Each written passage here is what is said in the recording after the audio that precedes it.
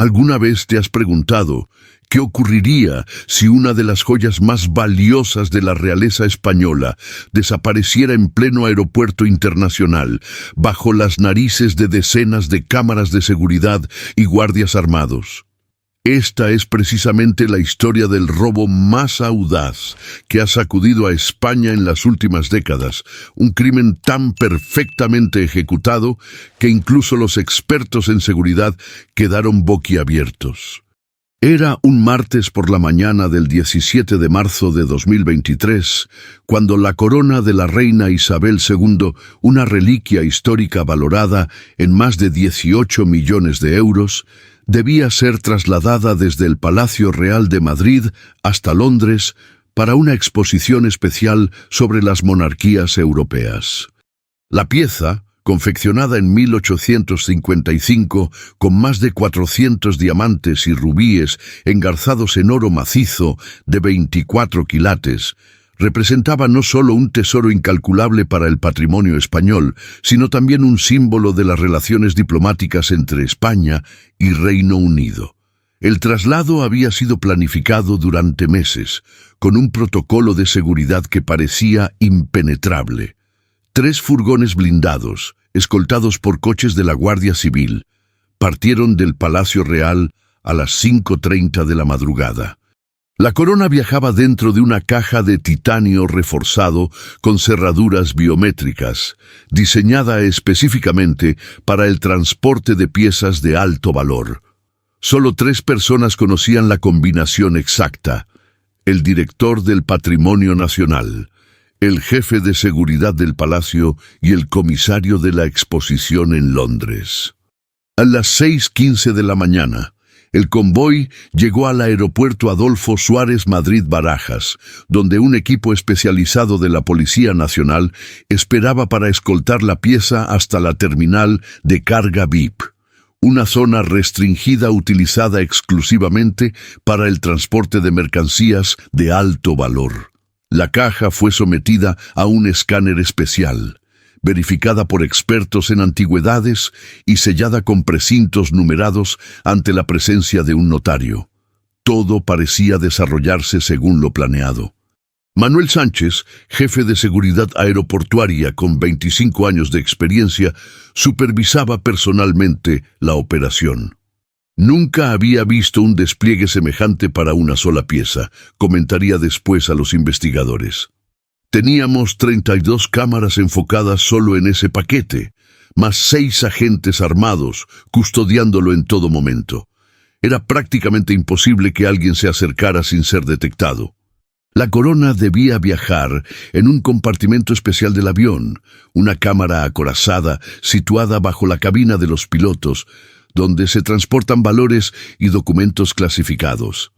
El vuelo IB-366, con destino a Londres, estaba programado para despegar a las 8:45 de la mañana. La caja con la corona fue la última pieza en ser cargada, exactamente a las 8:12, tras lo cual la escotilla fue sellada en presencia de 2 testigos y un representante de la compañía aérea. Todo iba según lo previsto, hasta que apenas unos minutos antes del despegue ocurrió algo inesperado. Una llamada anónima alertó sobre una posible amenaza de bomba en la terminal T4. Siguiendo el protocolo, se activó inmediatamente el plan de emergencia aeroportuaria, lo que provocó una evacuación parcial y el retraso de varios vuelos, incluido el IB-366. Curiosamente, los investigadores más tarde determinarían que la llamada provenía de un teléfono público situado en la propia terminal, a menos de 200 metros de donde se encontraba el avión. Durante los 47 minutos que duró la alerta, el avión permaneció en pista con los pasajeros ya embarcados, pero con las puertas abiertas mientras se realizaba una inspección de seguridad adicional. Fue en este breve lapso de tiempo cuando se produjo lo impensable. A las 10:33, después de que la falsa alarma fuera descartada, el vuelo recibió autorización para despegar. Nadie sospechaba que algo pudiera estar mal con el valioso cargamento. No fue hasta que el avión aterrizó en el aeropuerto de Heathrow a las 11:58 hora local, cuando el equipo de seguridad británico descubrió la terrible verdad. La caja de titanio estaba intacta, los sellos no mostraban signos de manipulación, las cerraduras biométricas no habían sido forzadas. Pero en su interior, en lugar de la histórica corona, había una réplica tan perfecta que solo un experto gemólogo podría distinguirla a simple vista. La noticia cayó como una bomba en las altas esferas del gobierno español.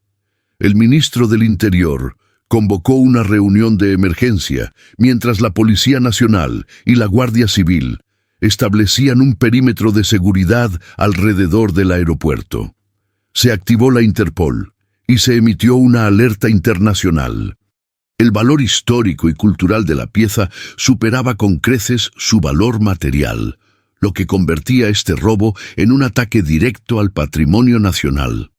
Carmen Rivas, una pasajera del vuelo IB-166, recordaría más tarde un detalle que inicialmente pasó desapercibido. Durante la evacuación por la falsa alarma, vi a un hombre con uniforme de mantenimiento que salía del área de carga. No le di importancia porque llevaba todas las credenciales, pero me llamó la atención que cargaba una caja de herramientas bastante grande. Iba con prisa, pero no parecía nervioso. Las primeras 48 horas de la investigación no arrojaron resultados prometedores. Las grabaciones de las cámaras de seguridad mostraban actividad normal, sin accesos no autorizados a la zona de carga. Los sellos de la caja no habían sido manipulados y las cerraduras biométricas solo registraban las aperturas autorizadas. Era como si la corona hubiera sido sustituida por arte de magia. El inspector jefe Alejandro Méndez, veterano de la Brigada de Patrimonio Histórico, fue asignado al caso. Su primera conclusión fue devastadora. Estamos ante un trabajo de profesionales. La planificación debió llevar meses, tal vez años. Conocían cada detalle del protocolo de seguridad, los horarios exactos. Incluso sabían cómo fabricar una réplica que pasara un primer examen visual. Mientras los investigadores revisaban meticulosamente cada segundo de las grabaciones de seguridad y entrevistaban a decenas de empleados del aeropuerto, un nuevo elemento vino a complicar aún más el rompecabezas. 2 días después del robo, el director del Museo del Prado recibió un sobre anónimo que contenía uno de los rubíes de la corona, junto con una enigmática nota escrita a mano. No se trata del dinero, se trata de demostrar que nada es realmente seguro. Este gesto desafiante desconcertó a los investigadores. ¿Se enfrentaban a un ladrón que buscaba notoriedad? ¿O había algo más profundo, quizás una motivación política o personal detrás del robo? La prensa internacional comenzó a especular sobre posibles conexiones con grupos anarquistas o republicanos que podrían ver en la corona un símbolo de la monarquía que querían atacar. A medida que avanzaba la investigación, las autoridades españolas se vieron sometidas a una creciente presión mediática. El robo de la corona se había convertido en un asunto de Estado, con implicaciones diplomáticas que amenazaban con tensar las relaciones entre España y Reino Unido. La Casa Real Británica emitió un comunicado expresando su profunda preocupación por la pérdida de una pieza tan significativa para ambas monarquías. El análisis de la réplica encontrada en la caja proporcionó las primeras pistas sólidas. Los materiales utilizados eran de primera calidad, con diamantes sintéticos prácticamente indistinguibles de los originales.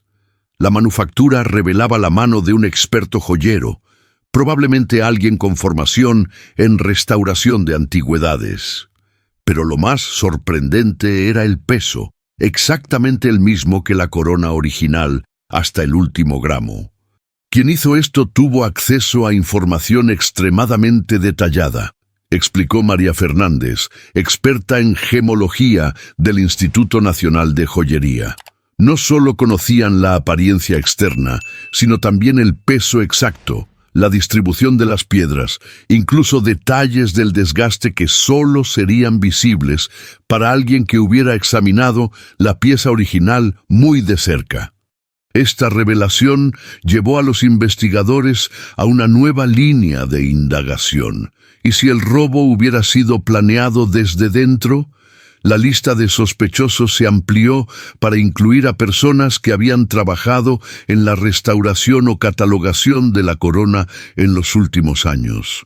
Cada persona que había tenido acceso directo a la pieza fue minuciosamente investigada, sus comunicaciones revisadas, sus movimientos bancarios analizados. Mientras tanto, en el aeropuerto de Madrid-Barajas, los investigadores descubrieron algo intrigante al revisar las grabaciones del día anterior al robo. Un técnico de mantenimiento había estado trabajando en el sistema eléctrico cerca de la terminal de carga VIP durante casi 3 horas. Lo extraño era que no existía ninguna orden de trabajo registrada para esa zona en esa fecha.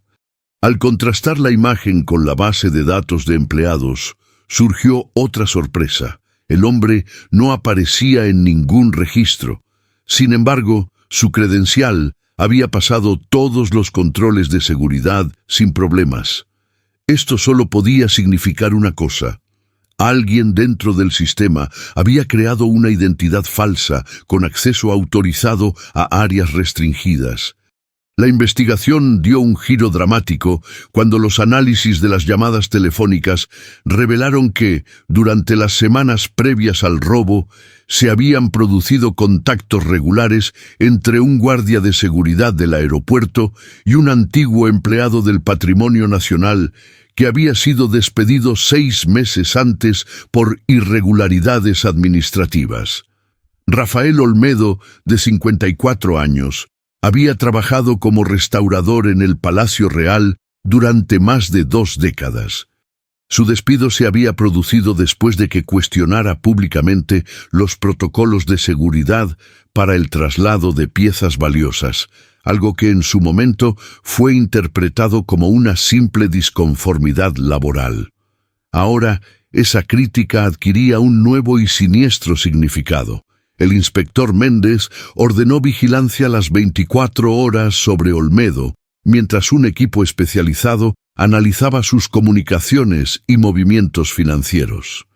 Lo que descubrieron fue sorprendente. 3 meses antes del robo, Olmedo había realizado un viaje de 2 semanas a Ámsterdam, supuestamente para asistir a un congreso de restauración. Sin embargo, no existía registro de su participación en dicho evento. En cambio, se había reunido varias veces con Anton Visser, un conocido comerciante de diamantes con conexiones en el mercado negro de antigüedades. Paralelamente, el análisis de las cámaras de seguridad del aeropuerto finalmente dio sus frutos. Utilizando software de reconocimiento facial avanzado, los investigadores pudieron identificar al misterioso técnico de mantenimiento visto el día anterior al robo. Se trataba de Javier Martínez, un especialista en sistemas de seguridad electrónica que había trabajado como consultor para varias instituciones culturales españolas, incluido el Palacio Real. La conexión entre Olmedo y Martínez no tardó en establecerse. Ambos habían coincidido en el Palacio Real durante casi 5 años, y aunque aparentemente no mantenían una relación de amistad, los registros telefónicos mostraban que habían comenzado a comunicarse intensamente desde hacía aproximadamente 8 meses, justo después del anuncio oficial del préstamo de la corona para la exposición en Londres. La teoría de los investigadores empezaba a tomar forma. Olmedo, con su conocimiento detallado de la corona y resentido por su despido, habría proporcionado la información necesaria para crear la réplica perfecta. Martínez, experto en sistemas de seguridad, habría encontrado la manera de burlar los controles del aeropuerto. pero aún quedaban importantes piezas del rompecabezas por encajar. La mañana del 10º día después del robo, mientras los agentes preparaban las órdenes de detención para Olmedo y Martínez, ocurrió algo inesperado. El inspector Méndez recibió una llamada urgente del Museo del Prado. Había llegado un nuevo paquete anónimo, esta vez con 2 rubíes más de la corona y otra nota enigmática. Buscan en la dirección equivocada. Sigan las piedras y encontrarán respuestas en el lugar donde los reyes perdieron sus cabezas. Esta críptica referencia histórica intrigó a los investigadores. Después de consultar con varios historiadores, llegaron a una conclusión. El mensaje probablemente aludía a la Place de la Concorde en París, donde Luis XVI y María Antonieta fueron guillotinados durante la Revolución Francesa. ¿Estaba el ladrón sugiriendo que buscaran en Francia?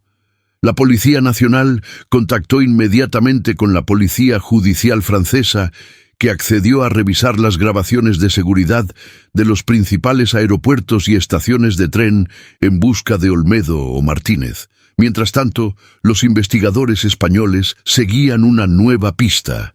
Los registros bancarios de Olmedo mostraban una transferencia sospechosa a una cuenta en las Islas Caimán justo 2 días después del robo.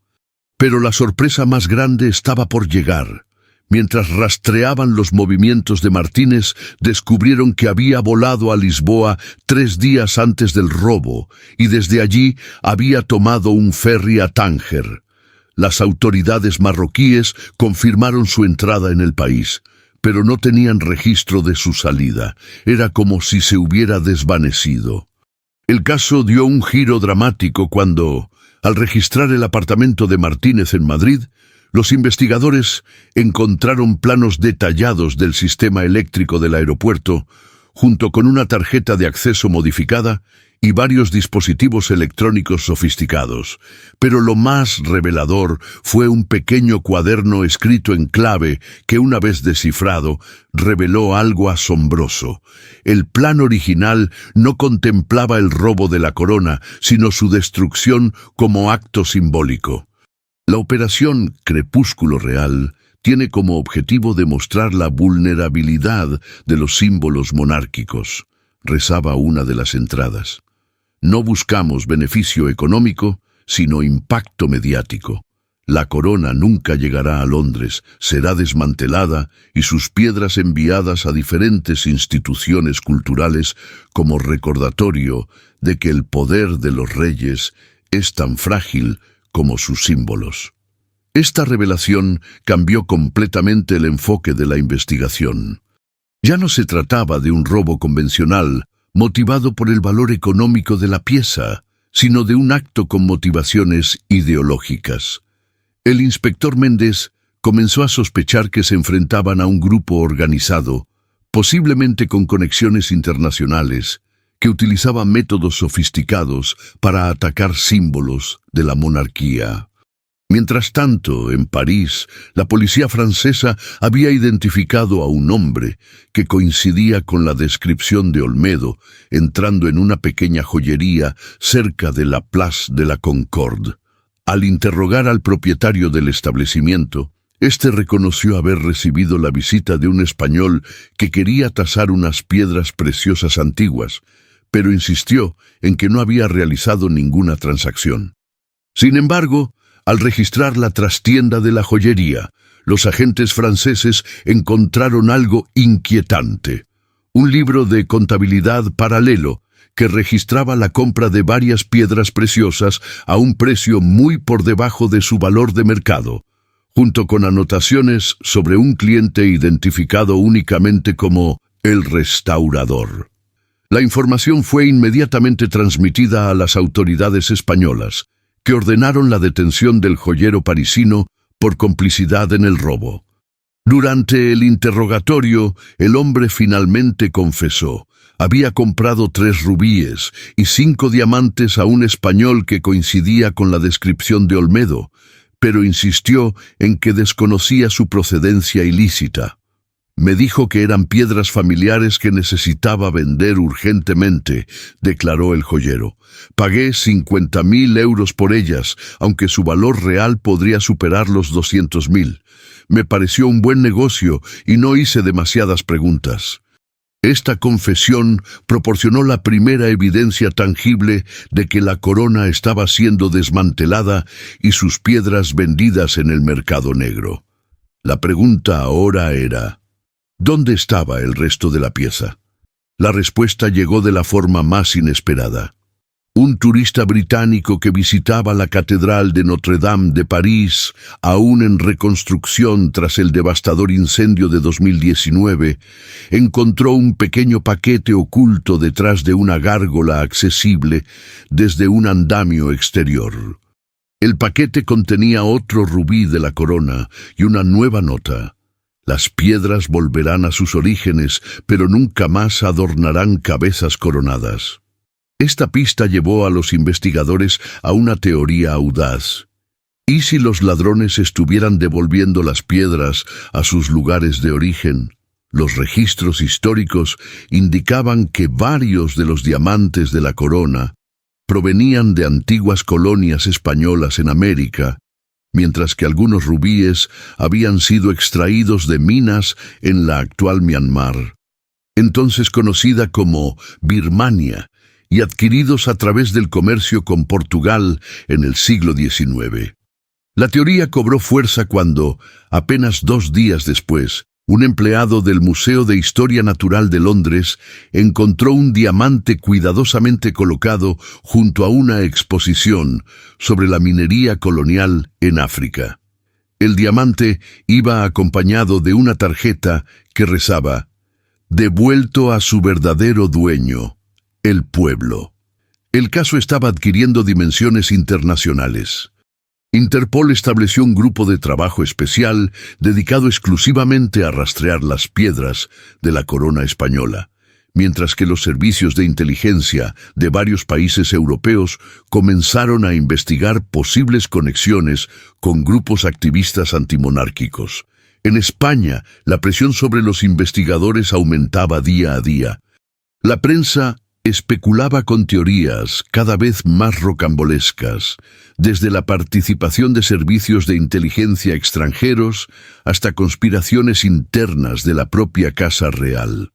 El ministro del Interior comparecía diariamente ante los medios, prometiendo que los responsables serían llevados ante la justicia, mientras que en privado exigía resultados inmediatos al equipo del inspector Méndez. La captura de Rafael Olmedo se produjo finalmente en un pequeño hotel de Ginebra, donde se había registrado bajo un nombre falso. En el momento de su detención, llevaba consigo un maletín que contenía herramientas especializadas de joyería y varios documentos relacionados con casas de subastas de antigüedades.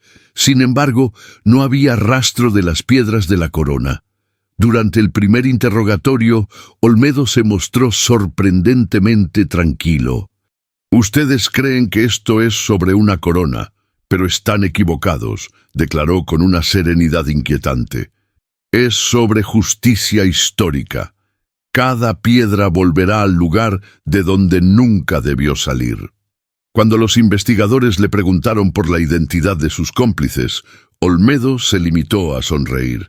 «Somos más de los que imaginan y estamos en todas partes. Esto es solo el principio». Esta críptica amenaza alarmó a las autoridades. Se enfrentaban a una red internacional organizada. Habría más ataques contra símbolos monárquicos en el futuro. Mientras tanto, en Madrid, un descubrimiento fortuito proporcionó una nueva pista.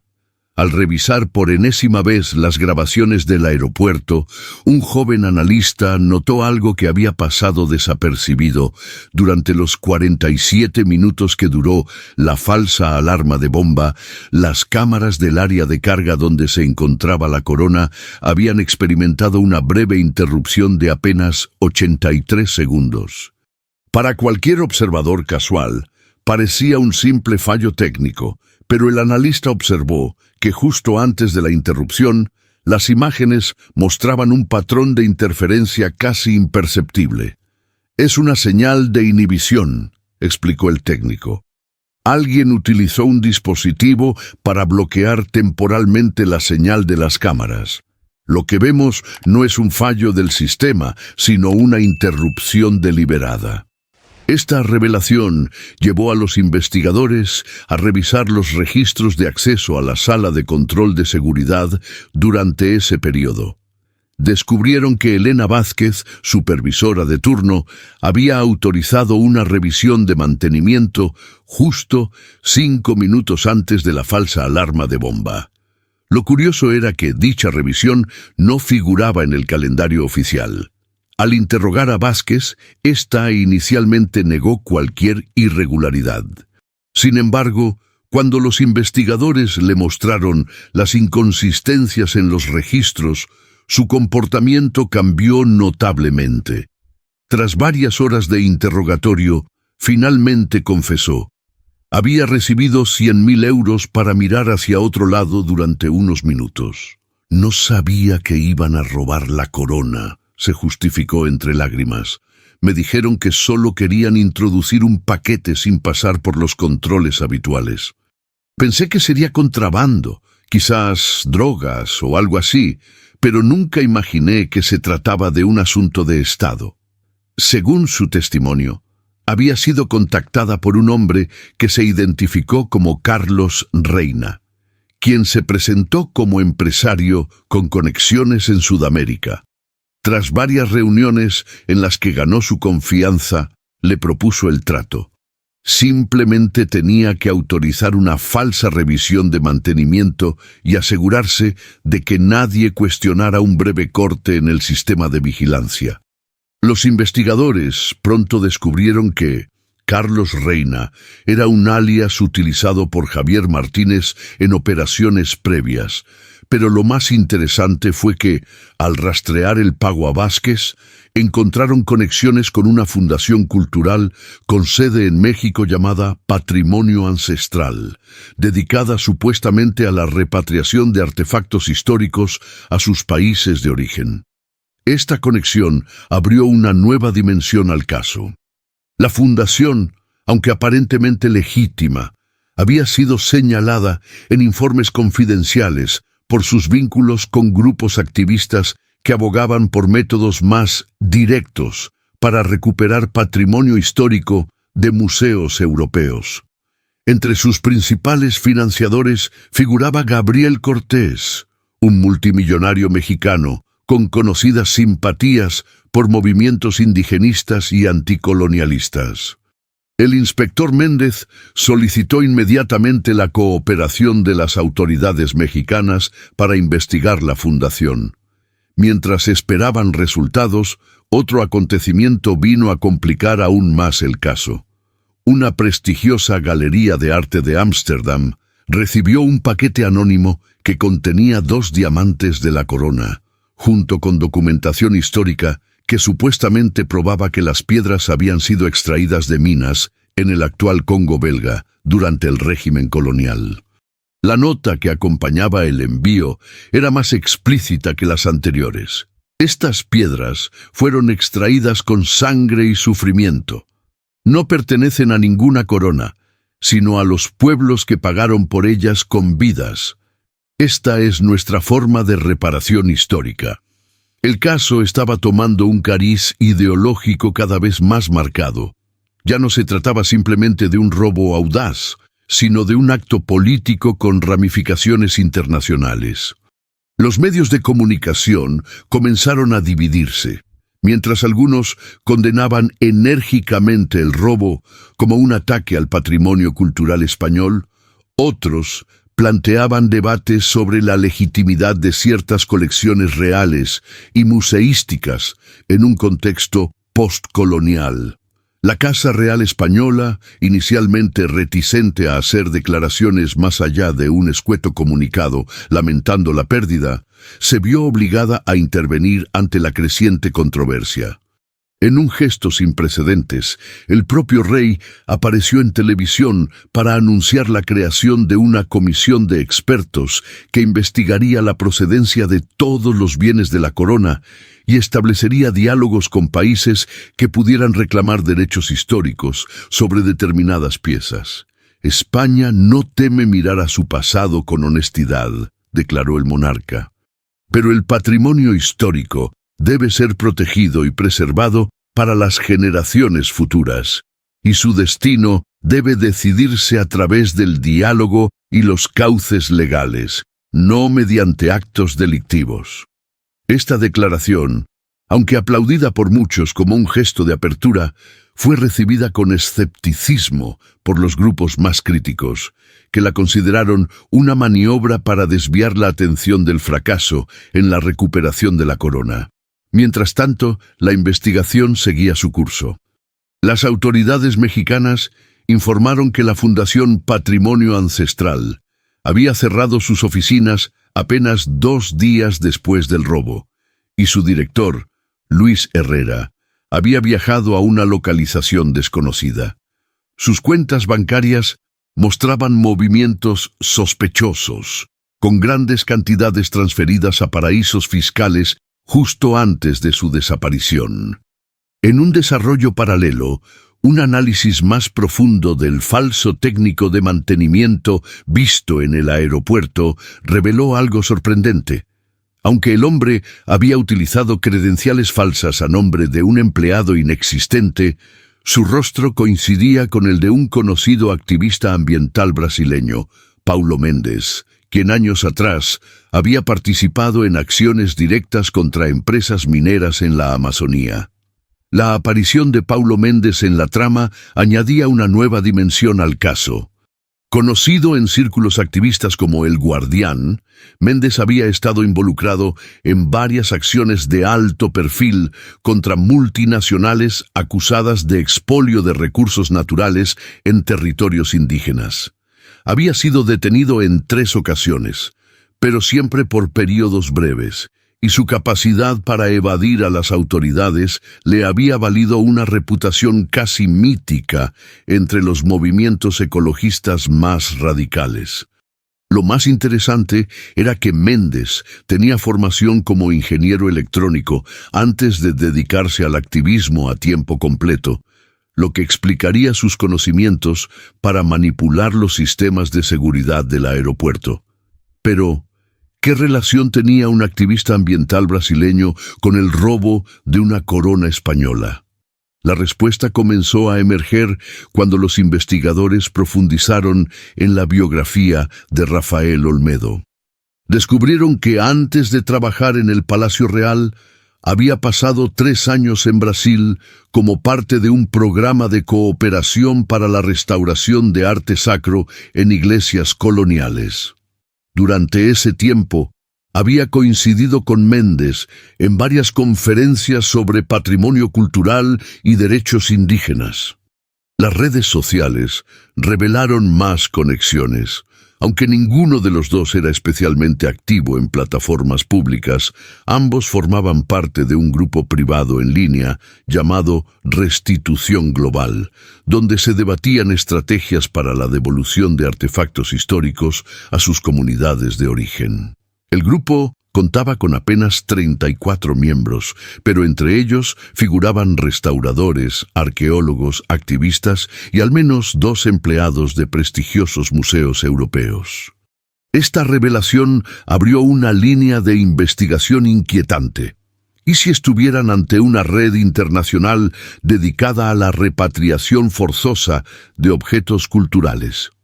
El inspector Mendes solicitó a Interpol que investigara posibles conexiones con otros casos de robos de artefactos históricos en museos europeos durante los últimos años. Los resultados fueron sorprendentes. En los últimos 5 años se habían producido al menos 7 incidentes que seguían un patrón similar. Objetos específicos, generalmente relacionados con antiguas colonias, habían desaparecido de museos o colecciones para luego reaparecer parcialmente en sus lugares de origen. En ningún caso se había solicitado rescate, y los robos parecían tener una motivación ideológica más que económica. El caso más notable había ocurrido 2 años antes, cuando un cetro ceremonial maya desapareció del Museo de América en Madrid, para ser encontrado semanas después en un museo comunitario de Guatemala. Las autoridades habían atribuido el caso a un ladrón oportunista con remordimientos, pero ahora los investigadores comenzaban a ver conexiones con el robo de la corona. Mientras seguían esta nueva línea, otro paquete anónimo llegó, esta vez al Museo Antropológico de México. Contenía 3 diamantes más de la corona española, junto con documentos que supuestamente demostraban que las piedras habían sido extraídas de minas en la región de Taxco durante el periodo colonial. La nota adjunta era breve, pero contundente. Devuelto al pueblo de México, la historia completa pronto será revelada. Las autoridades mexicanas, presionadas por la diplomacia española, iniciaron su propia investigación, centrada especialmente en la misteriosa Fundación Patrimonio Ancestral y su desaparecido director, Luis Herrera. Los registros financieros mostraban que la fundación había recibido importantes donaciones anónimas en los meses previos al robo, canalizadas a través de una compleja red de empresas pantalla. En Madrid, el interrogatorio de Rafael Olmedo continuaba sin grandes avances.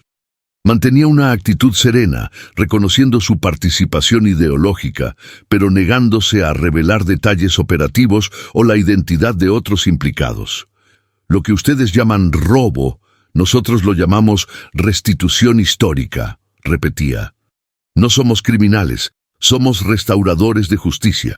Sin embargo, un descuido durante una de las sesiones proporcionó una pista crucial.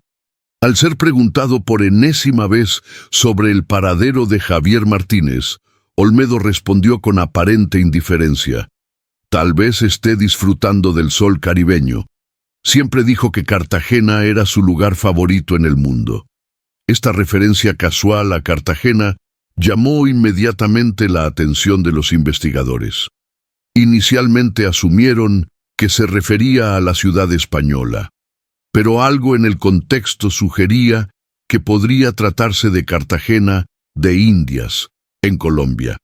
Las autoridades colombianas fueron alertadas y, efectivamente, confirmaron que un hombre que coincidía con la descripción de Martínez había entrado en el país 3 días después del robo, utilizando un pasaporte portugués a nombre de Antonio Silva.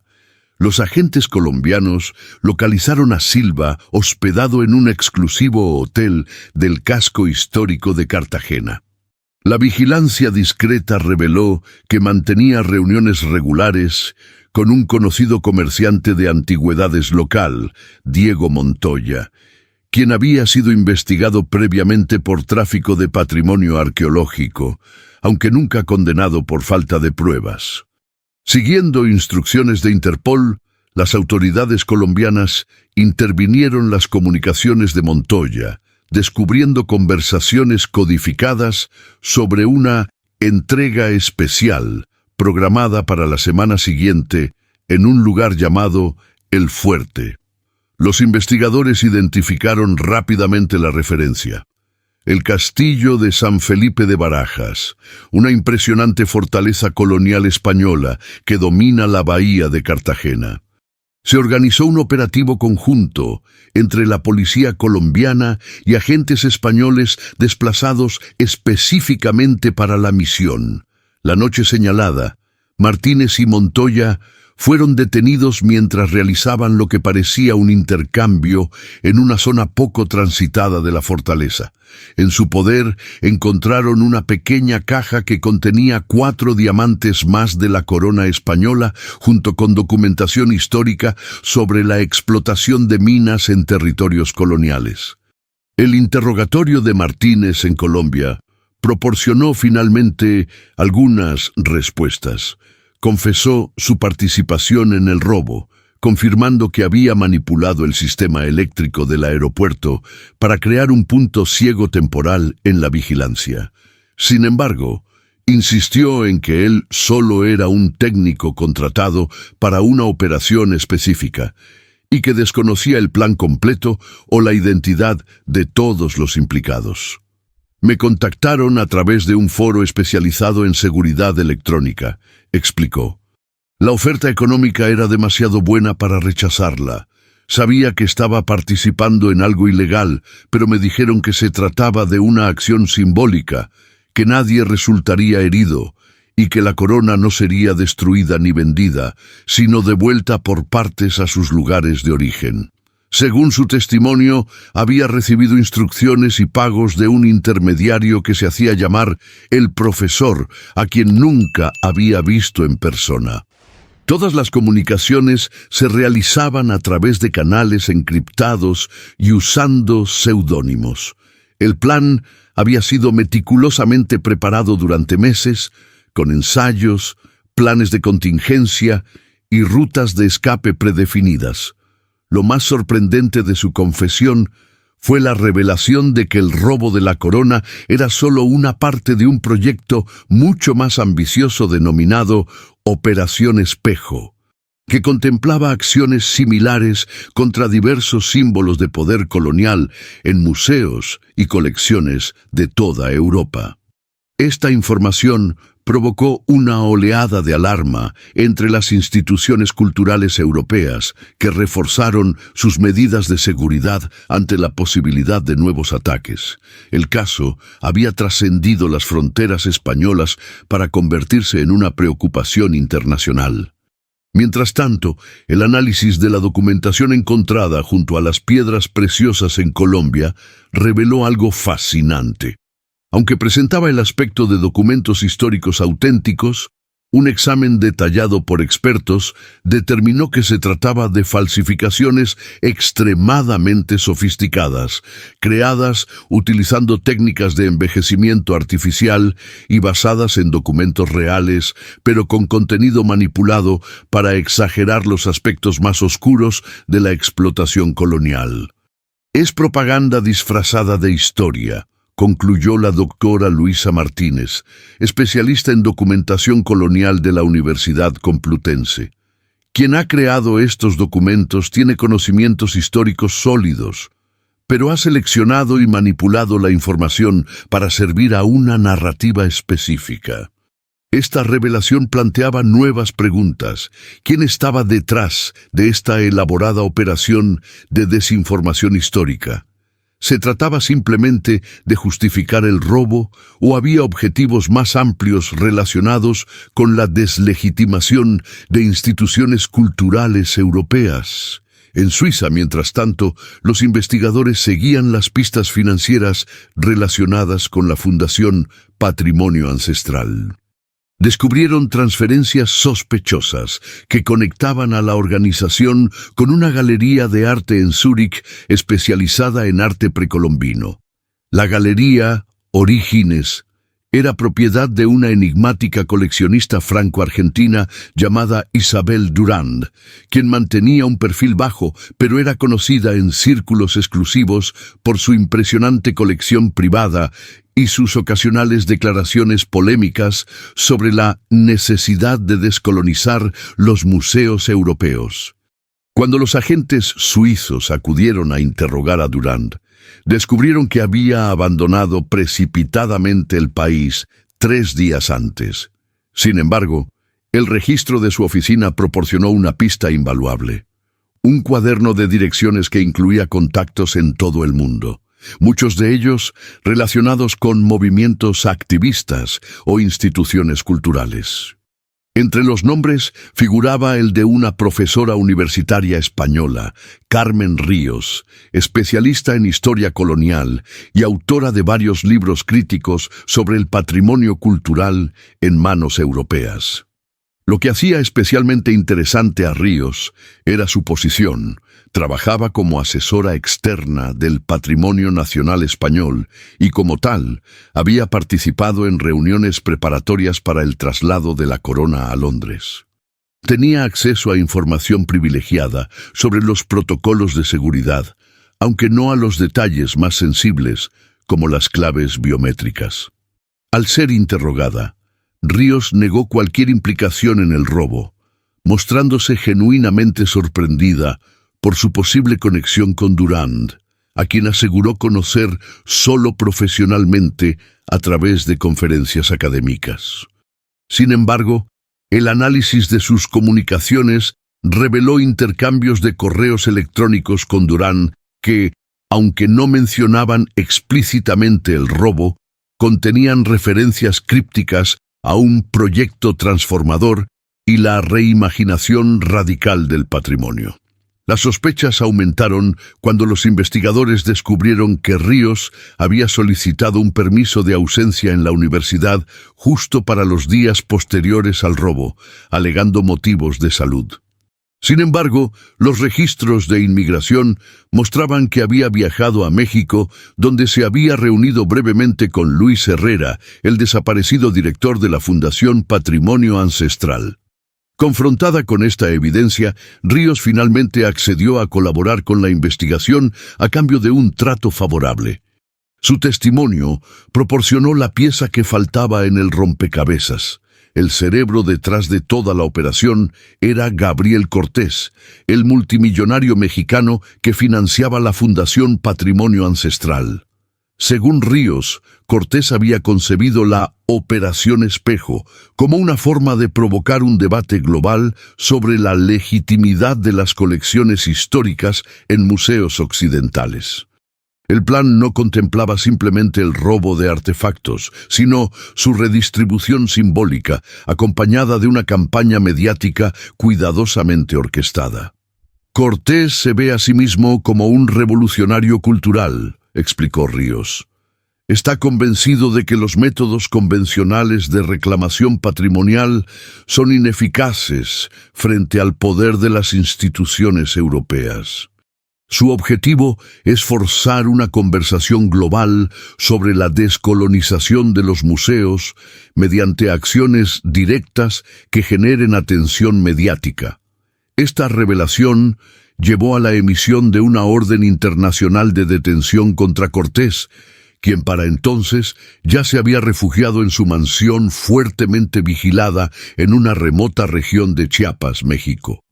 Las autoridades mexicanas, en una delicada posición diplomática, prometieron cooperación, pero advirtieron sobre las complejidades legales del caso, especialmente considerando la popularidad de Cortés entre ciertos sectores de la población por sus contribuciones filantrópicas a comunidades indígenas. Mientras la caza de Cortés continuaba, más piezas de la corona seguían apareciendo en lugares simbólicos alrededor del mundo. Un rubí fue encontrado en el Museo Nacional de Antropología de México junto a una exposición sobre la conquista española. 2 diamantes aparecieron en un museo comunitario de Perú dedicado a la resistencia indígena contra el colonialismo. Otro rubí fue descubierto en el Museo Africano de Bruselas junto a una exposición sobre la explotación colonial del Congo. Cada aparición iba acompañada de documentación similar, aparentemente histórica, pero sutilmente manipulada para enfatizar narrativas de explotación y expolio. Los medios internacionales daban amplia cobertura a cada nuevo hallazgo, mientras expertos y activistas debatían acaloradamente sobre la legitimidad de las colecciones europeas y la ética de los métodos empleados para cuestionar dicha legitimidad. La corona española, físicamente desmembrada pero más presente que nunca en el debate público, se había convertido en un potente símbolo en la controversia global sobre el patrimonio cultural y su relación con las historias coloniales. Lo que había comenzado como un audaz robo en el aeropuerto de Madrid se había transformado en un complejo caso con ramificaciones diplomáticas, históricas y éticas que trascendían fronteras. En España, la opinión pública estaba dividida. Mientras algunos sectores exigían mano dura y la recuperación incondicional de la corona como símbolo nacional. Otros veían el caso como una oportunidad para una reflexión más profunda sobre el origen de ciertas piezas del patrimonio histórico. En medio de este clima de tensión, el inspector Méndez recibió una comunicación anónima. La historia completa será revelada en la Puerta del Sol, mañana al mediodía. El círculo se cierra donde comenzó. El mensaje venía acompañado de una imagen parcial de lo que parecía ser la estructura central de la corona, despojada ya de la mayoría de sus piedras preciosas. La mañana del anuncio amaneció inusualmente tensa en Madrid. La Puerta del Sol, epicentro simbólico de la capital española, había sido acordonada por un impresionante dispositivo policial. Francotiradores ocupaban posiciones estratégicas en los tejados circundantes, mientras agentes de paisano se mezclaban entre los turistas y transeúntes. El inspector Méndez, quien apenas había dormido en las últimas 48 horas, supervisaba personalmente la operación desde un centro de mando improvisado en un edificio adyacente. A las 11:30, 30 minutos antes de la hora señalada, las cámaras de vigilancia detectaron algo inusual. Varios individuos con sudaderas rojas comenzaron a concentrarse en diferentes puntos de la plaza. No parecían comunicarse entre sí, pero sus movimientos sugerían una coordinación preestablecida. A las 11:45 eran ya más de 30 personas con el mismo atuendo distintivo, generando una creciente inquietud entre los agentes desplegados. «Mantengan posiciones pero estén alertas», ordenó Méndez por radio. «No intervengan a menos que observen comportamiento sospechoso concreto». Cuando el reloj de la Puerta del Sol marcó exactamente las 12:00, ocurrió algo inesperado. Todos los individuos de rojo sacaron simultáneamente sus teléfonos móviles y comenzaron a grabar en dirección al centro de la plaza. Segundos después, una transmisión en vivo apareció en varias plataformas de redes sociales, rápidamente replicada por miles de usuarios. El título era simple pero efectivo: La verdad sobre la corona robada. Transmisión global. La imagen mostraba a un hombre con el rostro oculto tras una máscara estilizada que representaba una versión moderna de los antiguos dioses precolombinos. Detrás de él, sobre una mesa cubierta con terciopelo negro, descansaba el armazón dorado de la corona española, despojado ya de casi todas sus piedras preciosas. «Ciudadanos del mundo», comenzó el enmascarado con voz artificialmente distorsionada. «Lo que están presenciando no es un simple acto delictivo, sino una intervención histórica necesaria. La corona que ven aquí, símbolo durante siglos del poder colonial español, ha sido desmantelada no por codicia, sino por justicia». La transmisión continuaba con un meticuloso recuento de la procedencia de cada una de las piedras preciosas, acompañado de imágenes de archivo que mostraban condiciones de explotación en minas coloniales. Estos diamantes y rubíes no fueron adquiridos mediante comercio justo, sino extraídos mediante trabajo forzado en territorios ocupados. Cada piedra representa sufrimiento humano convertido en ornamento para las cabezas coronadas. Mientras la transmisión continuaba, los agentes desplegados en la Puerta del Sol intentaban identificar el origen de la señal, pero ésta parecía provenir simultáneamente de múltiples puntos. Los individuos de rojo se limitaban a sostener sus teléfonos, actuando como amplificadores humanos del mensaje, sin involucrarse en ninguna otra acción. «Hemos devuelto cada piedra a su lugar de origen», proseguía el enmascarado. «No para ser nuevamente apropiadas o musealizadas, sino para iniciar conversaciones necesarias sobre restitución y reparación histórica. La estructura de oro que ven aquí, último vestigio de la corona, será transformada en una obra de arte colectiva por artistas de antiguas colonias, simbolizando la reconfiguración del poder en nuestro mundo postcolonial. Justo cuando los técnicos policiales lograban triangular la ubicación aproximada de la transmisión principal, un apartamento turístico en una calle cercana, el enmascarado lanzó su declaración final. Este acto concluye ahora, pero el debate que hemos iniciado continuará. La Operación Espejo ha cumplido su objetivo, mostrar al mundo que los símbolos de poder pueden ser reimaginados. La próxima vez que visiten un museo imperial, pregúntense, ¿cuántas historias de dolor contienen estas vitrinas? ¿A quién pertenece realmente la belleza que admiran? La transmisión se cortó abruptamente, sustituida por un manifiesto escrito titulado Descolonizando la memoria, un llamado a la acción global, que inmediatamente comenzó a circular por redes sociales en decenas de idiomas. Simultáneamente, los individuos de rojo guardaron sus teléfonos y se dispersaron ordenadamente, mezclándose con la multitud antes de que los agentes pudieran interceptarlos. Cuando la unidad de intervención irrumpió en el apartamento localizado, encontraron solo equipos informáticos funcionando automáticamente y una nota manuscrita. Llegáis tarde. Como siempre, ha llegado la justicia. En las horas siguientes, los medios internacionales se hicieron eco de la espectacular conclusión del caso. El video del enmascarado alcanzó millones de visualizaciones en pocas horas, mientras que el manifiesto era analizado, criticado y alabado por expertos, activistas y políticos de todo el espectro ideológico. El debate sobre la restitución de patrimonio cultural colonizado, antes confinado a círculos académicos y diplomáticos, había irrumpido con fuerza en la conversación pública global. En España, la reacción oficial fue de condena enérgica. El ministro del Interior calificó lo ocurrido como un ataque directo a la soberanía española y su patrimonio cultural, y prometió que los responsables serían llevados ante la justicia, caiga quien caiga.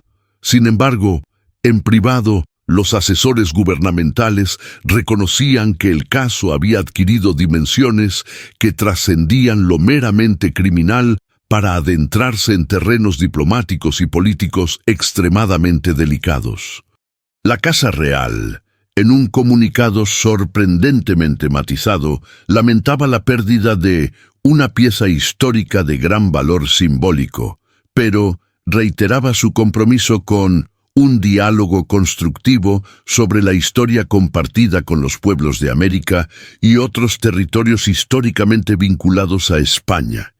El comunicado anunciaba además la creación de una comisión internacional de expertos para estudiar la procedencia de determinadas piezas del patrimonio real y establecer criterios para posibles acuerdos de cogestión o préstamos permanentes.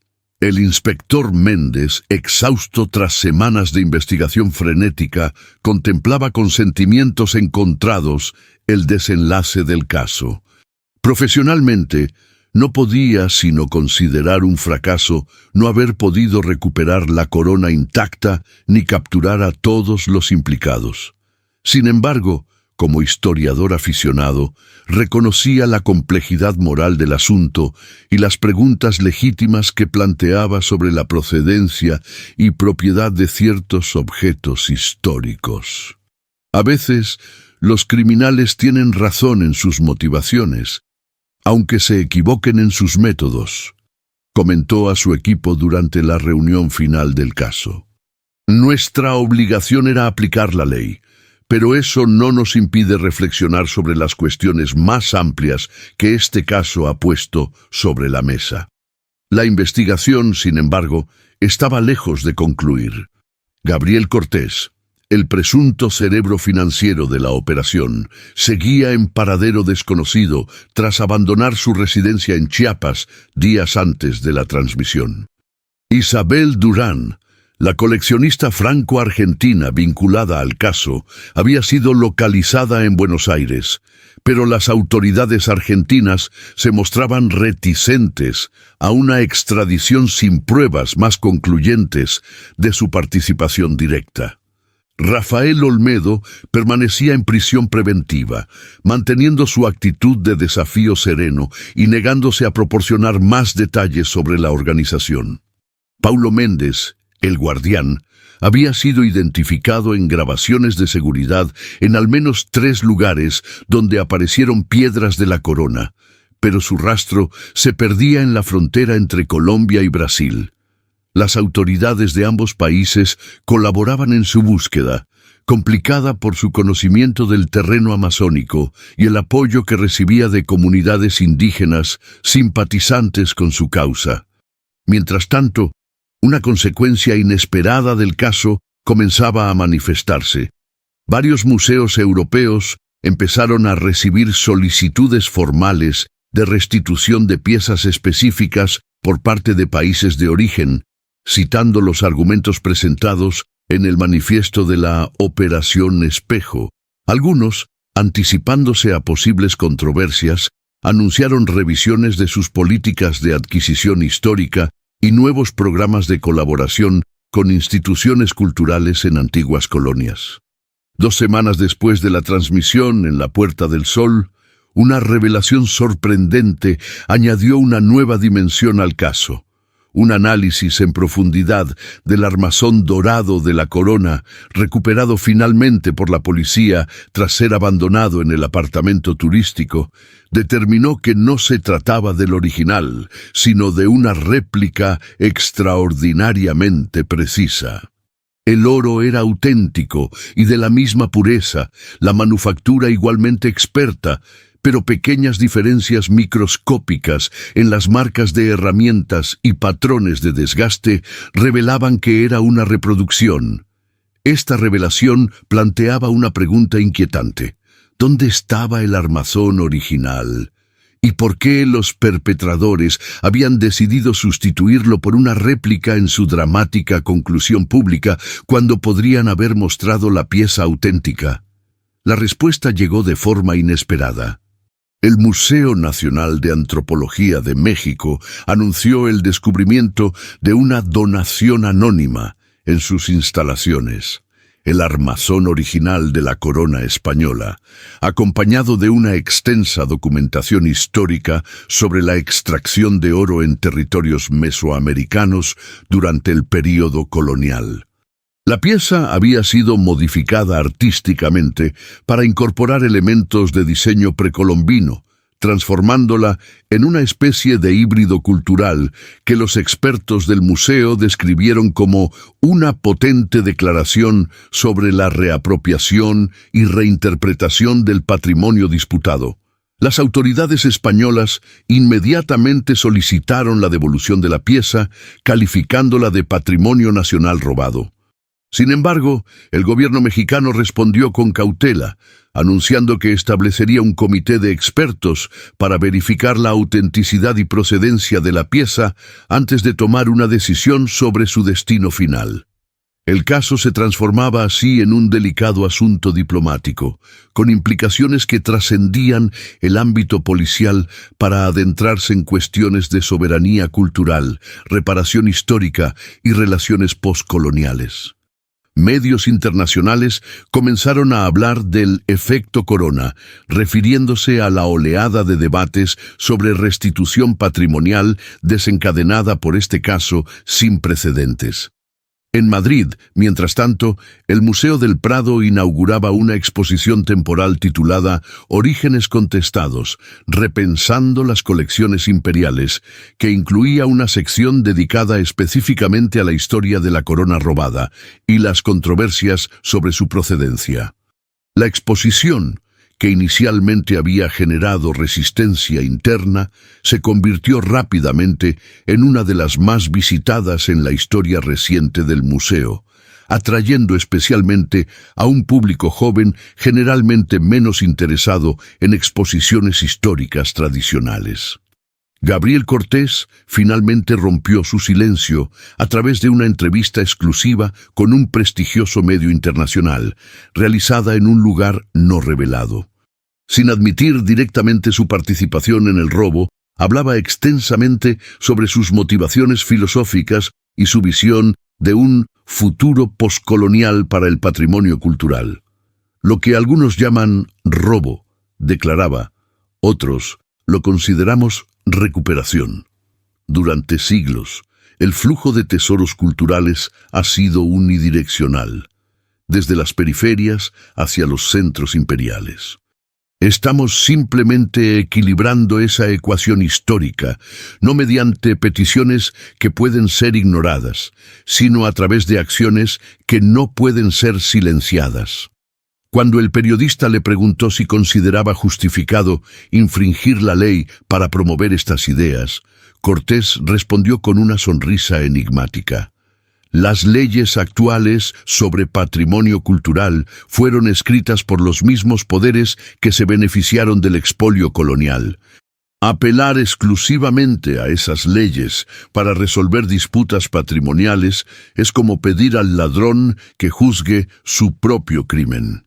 La entrevista generó reacciones encontradas. Mientras algunos la consideraron una justificación inaceptable de actos delictivos, otros vieron en sus argumentos reflexiones legítimas sobre las asimetrías de poder que han moldeado las colecciones museísticas occidentales. Varios académicos destacados publicaron una carta abierta criticando los métodos de la Operación Espejo, pero reconociendo la validez de muchas de las cuestiones planteadas sobre la procedencia ética de ciertos artefactos culturales. En este clima de debate intensificado surgió una iniciativa diplomática inesperada.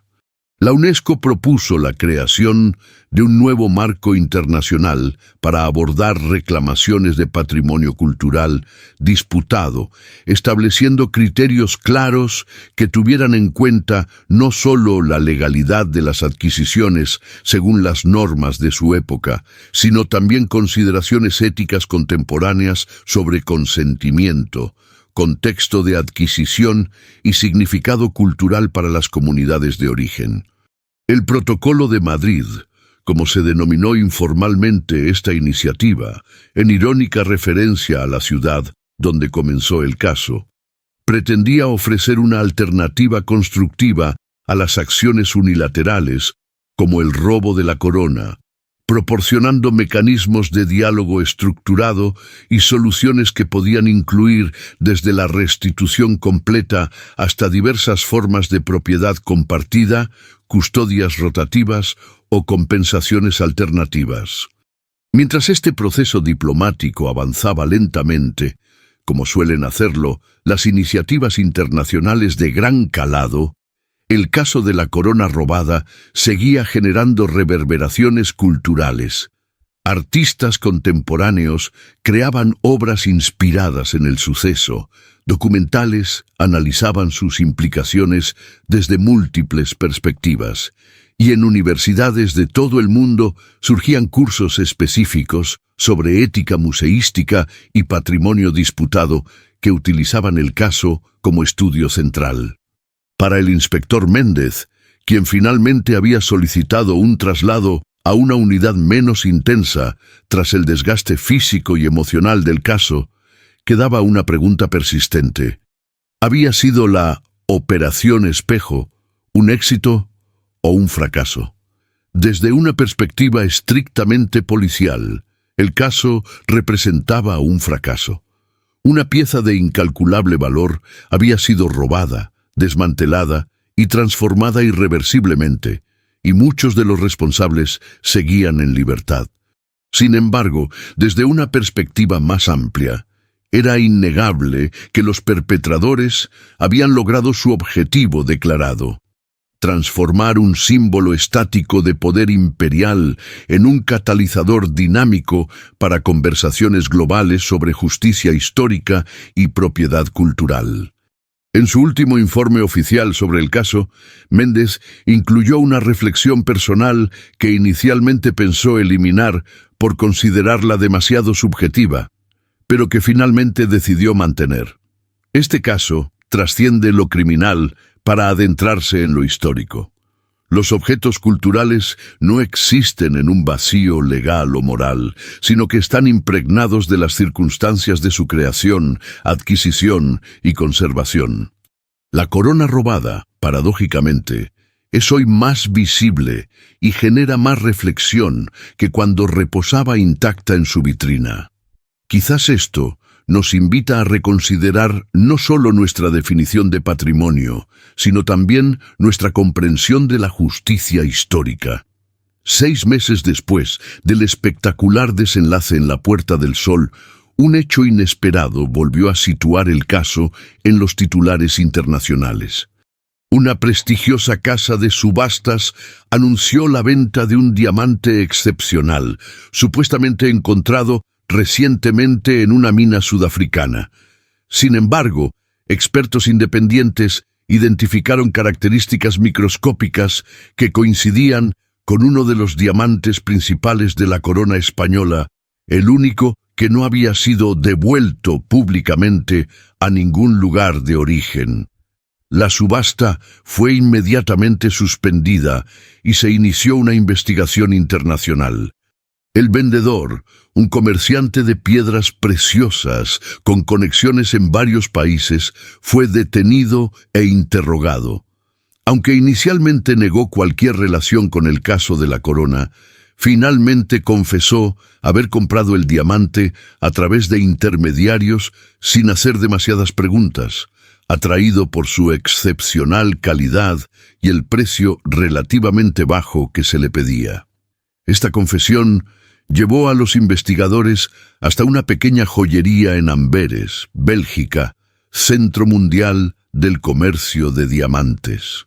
El propietario, al ser interrogado, reconoció haber adquirido la piedra de un vendedor que coincidía con la descripción de Paulo Mendes, el guardián. Este desarrollo generó controversia dentro del propio grupo responsable de la Operación Espejo. ¿Se trataba de una traición a los principios ideológicos del proyecto? ¿O había sido Mendes un infiltrado con motivaciones personales desde el principio? La aparición del diamante en el mercado negro provocó una fractura visible entre los presuntos implicados en la Operación Espejo.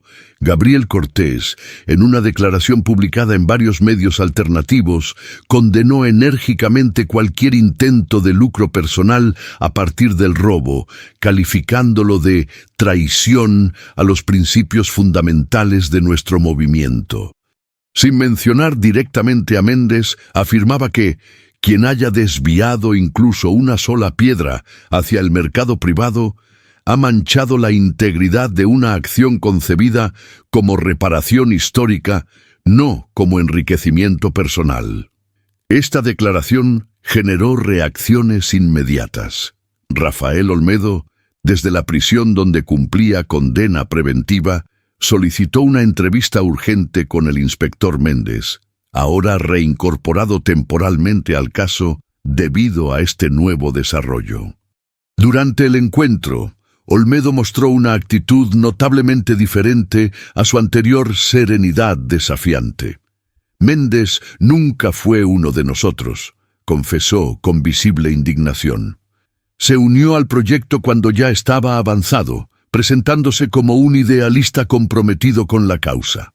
Su experiencia técnica y sus contactos en América Latina lo hacían valioso, pero siempre hubo algo en él que generaba desconfianza. Ahora entiendo por qué. Según Olmedo, el plan original contemplaba exclusivamente la devolución simbólica de las piedras a instituciones culturales en sus lugares de origen, acompañadas de documentación que expusiera las circunstancias históricas de su extracción. La transformación del armazón de oro en una pieza híbrida para el Museo Nacional de Antropología de México representaba la culminación conceptual del proyecto, la reconversión de un símbolo de poder colonial en un objeto de reconciliación histórica. Nunca hubo intención de beneficio económico, insistió Olmedo. De hecho, Varios de nosotros invertimos recursos personales considerables en la operación, convencidos de su valor como intervención política y cultural. Esta nueva información llevó a los investigadores a reconsiderar el papel de Paulo Méndez en toda la operación. Un análisis retrospectivo de sus movimientos reveló patrones que anteriormente habían pasado desapercibidos.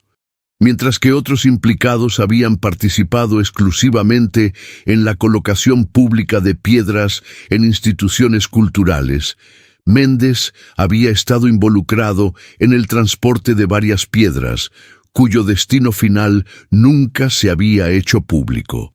La Interpol intensificó la búsqueda internacional de Méndez, centrándose especialmente en los principales centros de comercio de diamantes. Su rostro apareció en boletines de búsqueda y capturas, y se ofreció una sustanciosa recompensa por información que condujera a su detención. La ironía no escapaba a los medios. Uno de los supuestos justicieros del patrimonio cultural se había convertido ahora en un fugitivo, buscado no solo por las autoridades, sino también por sus antiguos cómplices. Mientras tanto, el diamante recuperado fue sometido a exhaustivos análisis para confirmar definitivamente su procedencia. Los expertos no solo verificaron que efectivamente pertenecía a la corona española, sino que descubrieron algo inesperado: microscópicas marcas de láser casi imperceptibles que contenían un código alfanumérico. Cuando este código fue descifrado, resultó ser una dirección web que conducía a un servidor protegido. Los especialistas en ciberdelincuencia lograron acceder al contenido, un archivo encriptado que, una vez desbloqueado utilizando como clave el propio número de serie del diamante, reveló un documento extraordinario.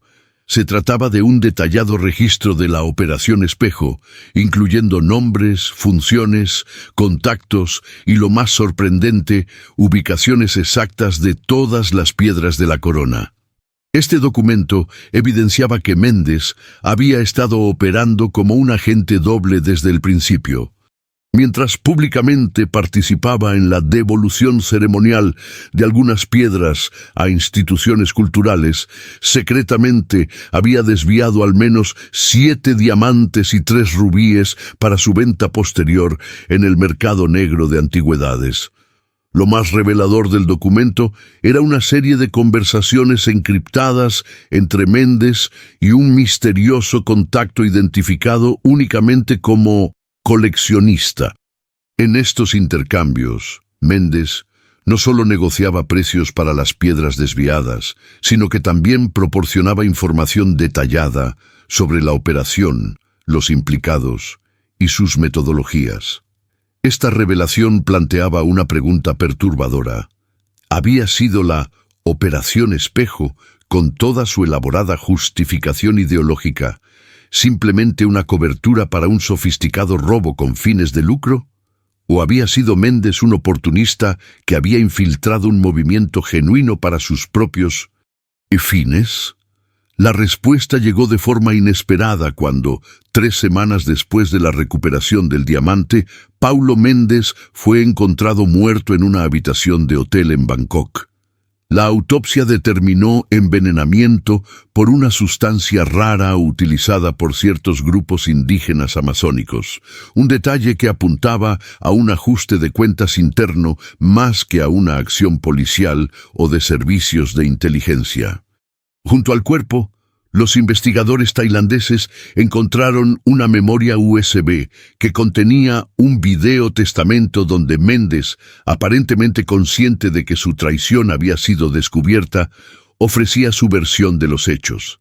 En la grabación, con visible nerviosismo, confesaba haber desviado algunas piedras para su beneficio personal, pero insistía en que solo lo había hecho después de percibir que el proyecto estaba contaminado por hipocresía.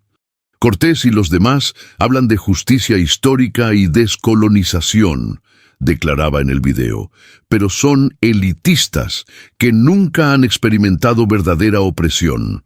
Yo crecí en una favela de Río. Vi cómo multinacionales destruían el Amazonas y desplazaban comunidades indígenas.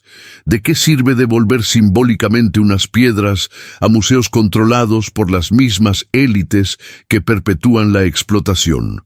La verdadera restitución sería entregar estos recursos directamente a las comunidades afectadas.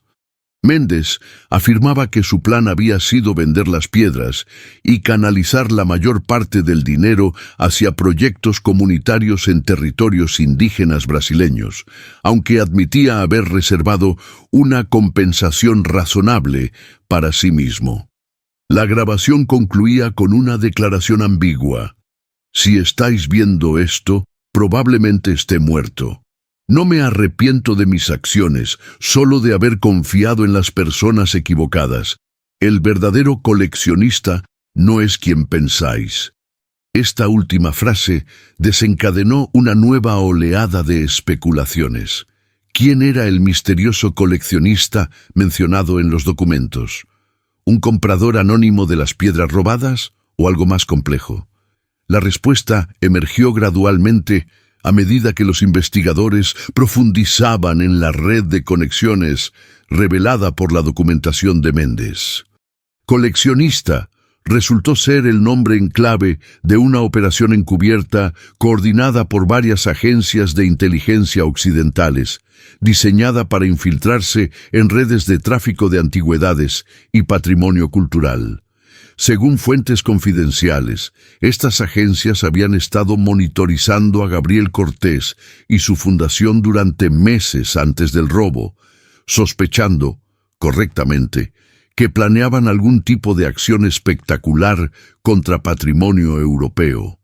En lugar de detener preventivamente la operación, decidieron infiltrar a un agente.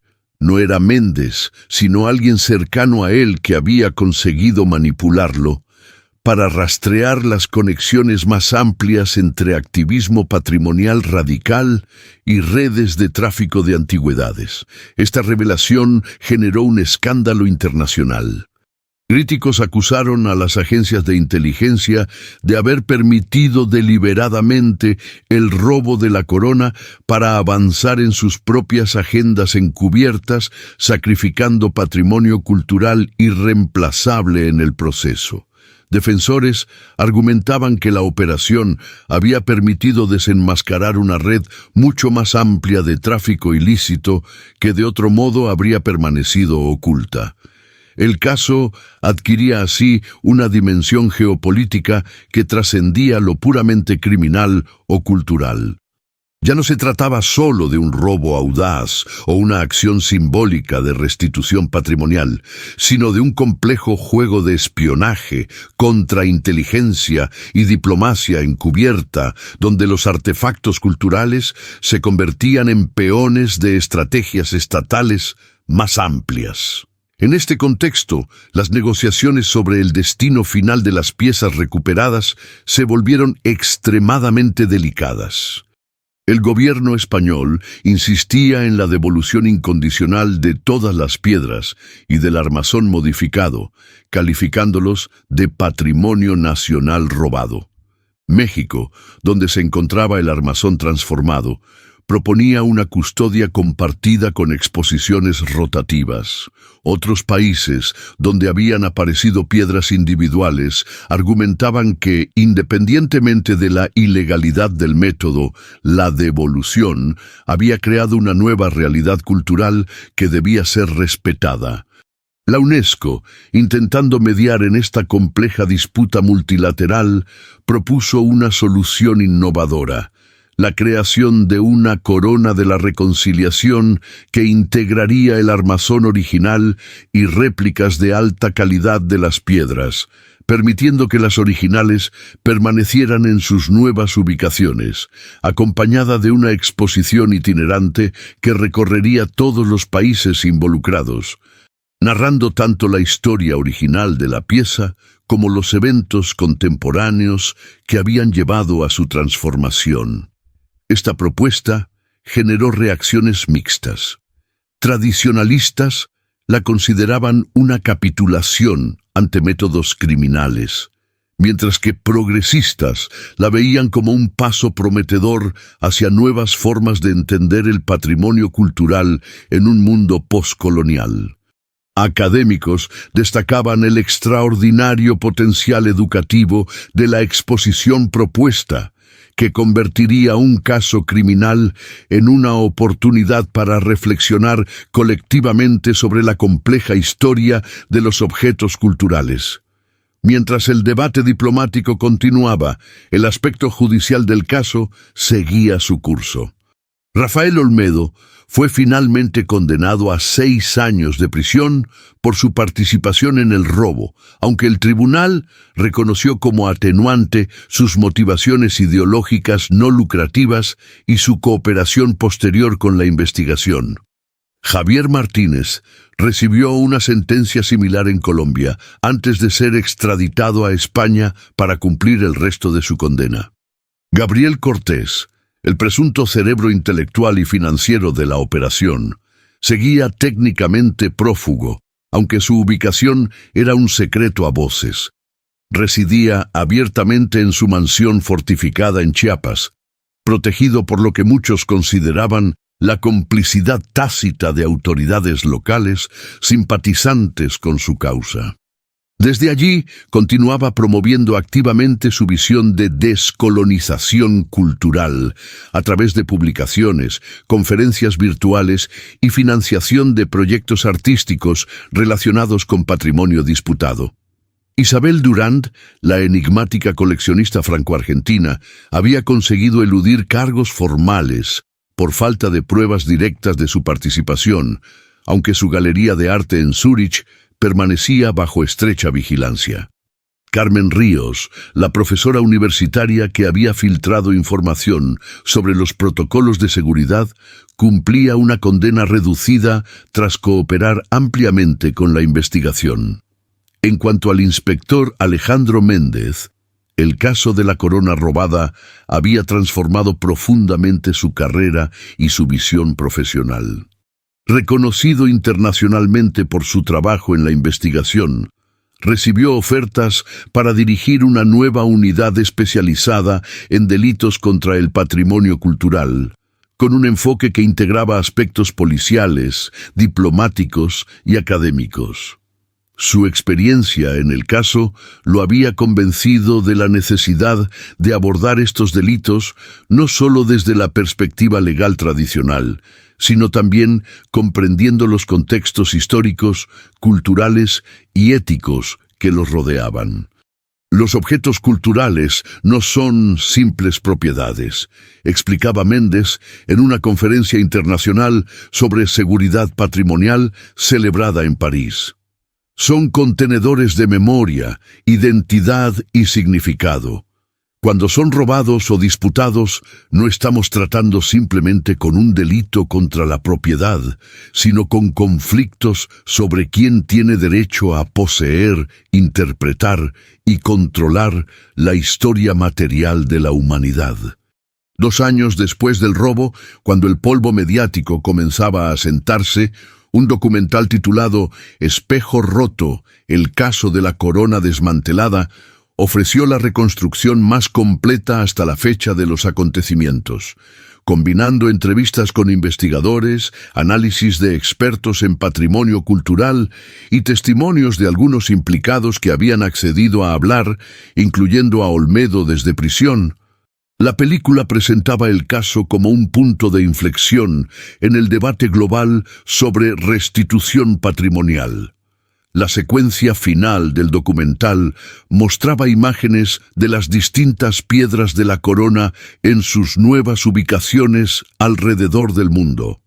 Un rubí en una pequeña exhibición comunitaria en Bolivia, varios diamantes integrados en exposiciones sobre historia colonial en museos africanos, otras gemas en instituciones culturales de México, Perú y Guatemala.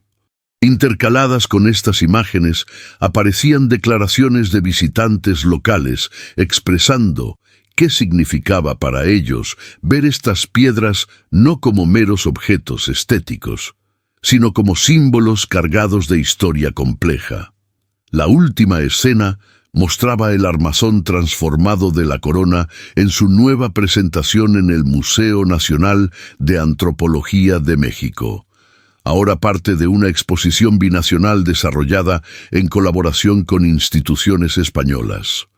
La pieza, situada en el centro de una sala especialmente diseñada, estaba acompañada de una extensa narrativa multimedia que explicaba tanto su historia original como los eventos que habían llevado a su transformación contemporánea.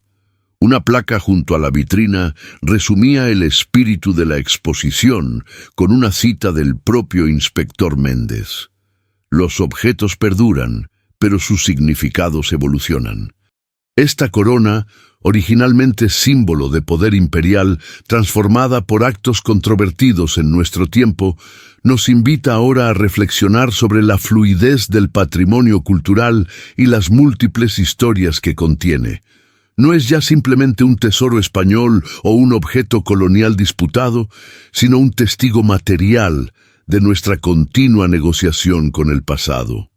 El documental concluía con una pregunta abierta planteada por una joven historiadora del arte. El caso de la corona española nos obliga a preguntarnos, ¿qué es más valioso?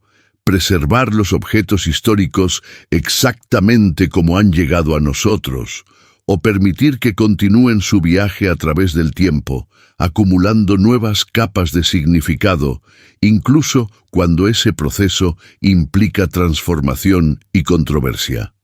Esta reflexión final capturaba la esencia de un debate que, lejos de resolverse con el cierre judicial del caso, continuaba reverberando en museos, universidades, instituciones culturales y foros diplomáticos alrededor del mundo.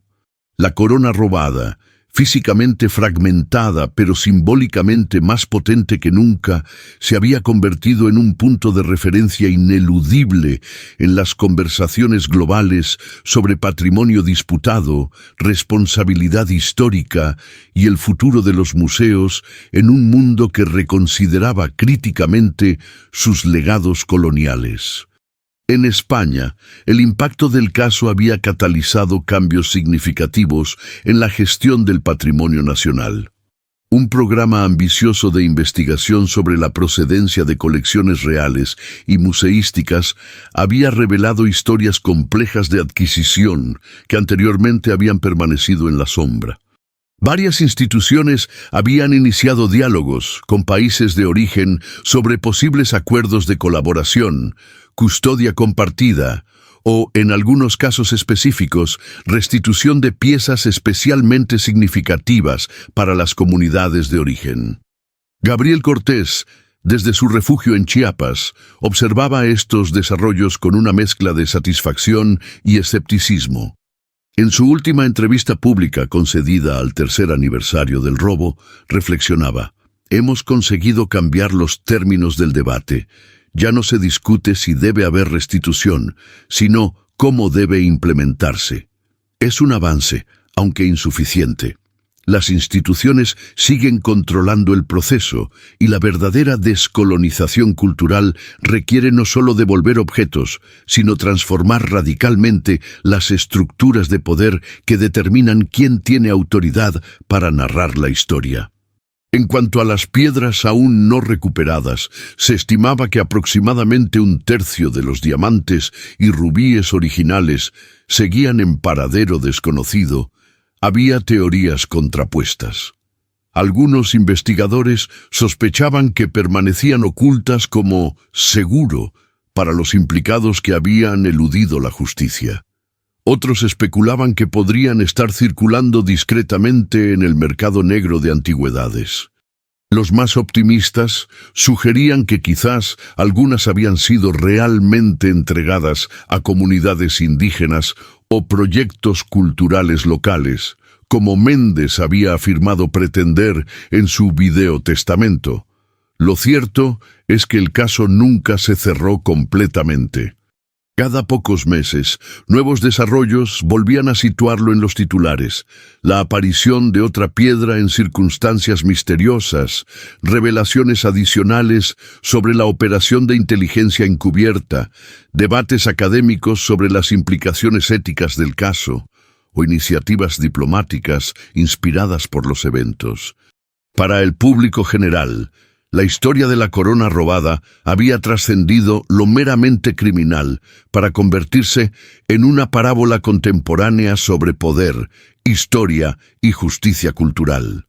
Había inspirado obras de teatro, novelas, videojuegos y hasta una ópera experimental.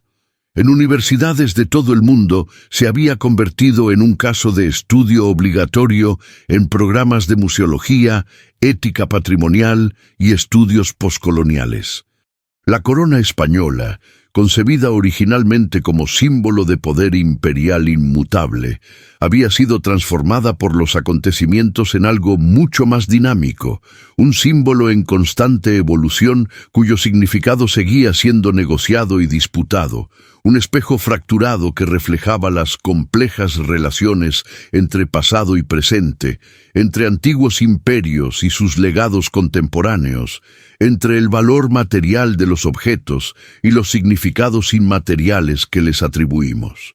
Como había observado el inspector Méndez en sus memorias sobre el caso, publicadas tras su retiro, lo que comenzó como un robo en un aeropuerto terminó convirtiéndose en una profunda reflexión global sobre a quién pertenece realmente la historia. Quizás ese fue el verdadero objetivo de la Operación Espejo. No tanto robar una corona como cambiar la forma en que vemos nuestro patrimonio compartido, nuestras responsabilidades históricas y nuestro futuro cultural común. ¿Te ha gustado esta historia sobre uno de los robos más audaces y controvertidos de nuestro tiempo? Si te ha parecido interesante, no dudes en suscribirte a nuestro canal para descubrir más relatos fascinantes sobre acontecimientos que han sacudido el mundo del arte, los museos y el patrimonio cultural. Cada semana traemos nuevas historias que exploran la compleja relación entre el pasado y el presente, entre lo que conservamos y lo que transformamos. No te pierdas nuestras próximas publicaciones y únete a esta comunidad de apasionados por las historias que desafían nuestras percepciones sobre la historia y la cultura.